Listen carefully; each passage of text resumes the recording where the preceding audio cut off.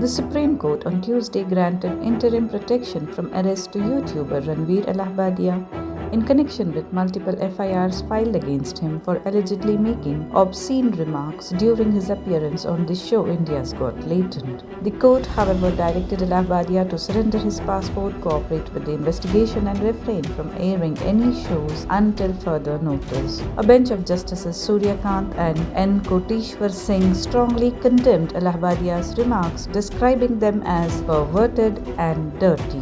The court also sought the presence of Attorney General Venkataramani and Solicitor General Tushar Mehta at the next hearing to discuss potential regulations on digital content.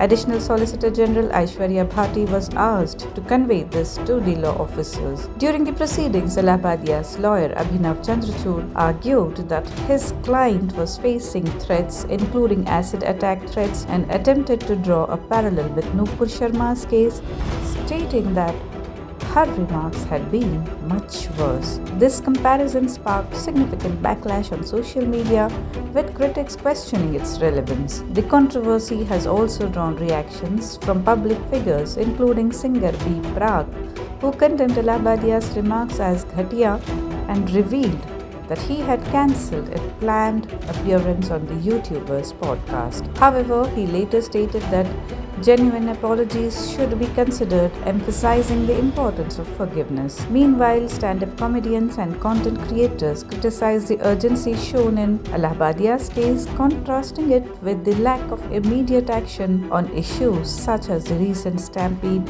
at New Delhi railway station and various others.